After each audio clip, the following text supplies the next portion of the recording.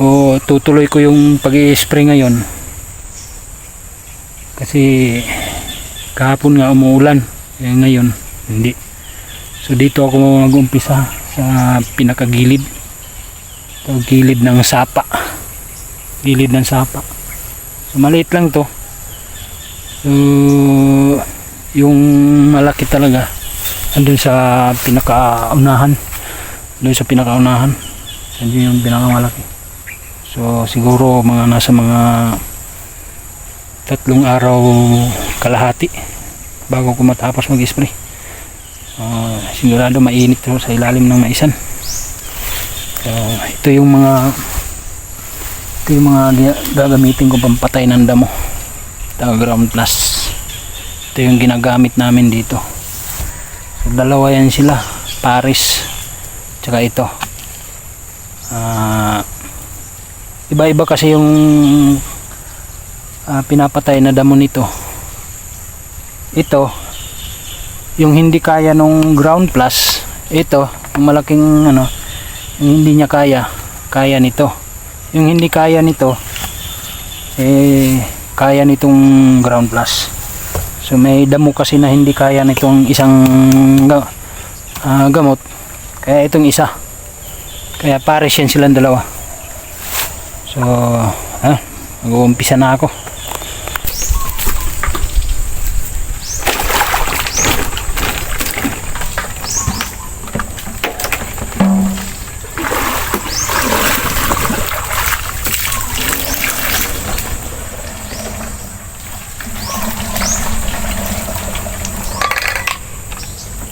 Kailangan natin magmas sa mukha kasi matalim kasi yung dahon ng mais.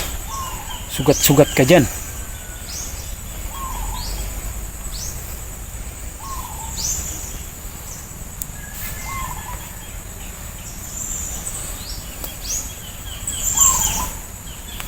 Para tayong ninja turtle. Tapos kailangan din ng guantes para di rin masugat yung mo sa kamay. Susugat ka kasi dyan matalim kasi yung dahon ng mais, lalo na pag yellow, yung yellow corn na mais matalim. Kailangan mo ng guantes. Naka jacket ka dyan, kailangan kasi yung dito mo mahihiwa-hiwa. So sigurado mainit yan kasi nasa loob ng mais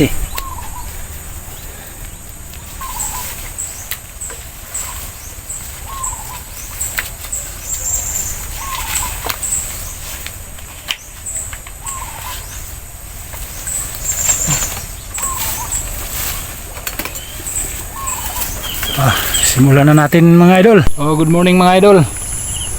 So maaga pa kasi, mamaya-maya pa ako mag-spray niyan. Wala pa kasing araw. Matubig pa kasi yung mga damo dyan sa ilalim ng maisan. So maya-maya pag may araw na, medyo tuyo na yung pwede na siyang i-sprayan. So dito na ako niyan hanggang dun dulo yan, hanggang dun may dulo na yan. Tapos na kasi ako dun sa may gilid ng sapa. Dito naman ako.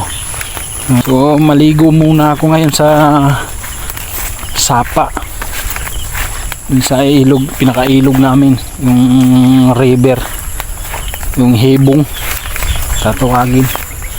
Hibong naman talaga yan dito yung hibong na pinuntahan ni Jessica Soho.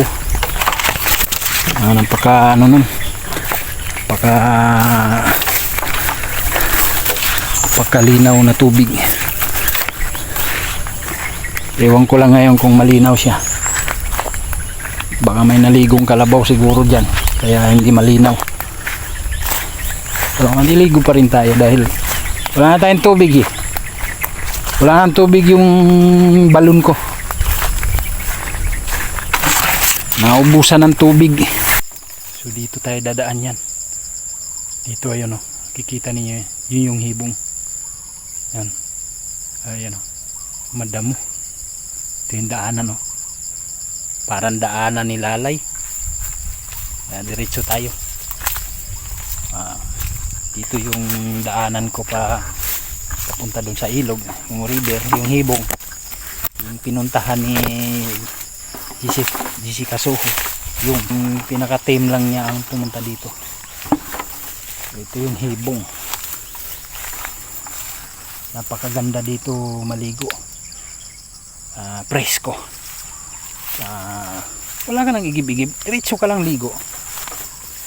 Ito yung liguan namin nung bata pa kami. Hanggang ngayon ito pa rin. Ayan o. Yan yung river namin. Liguan namin na hibong. Ito, maraming isda dyan. Karpa yung marami dyan, tsaka yung palos, tsaka andyan na rin si Lalay. Ito, presko dito.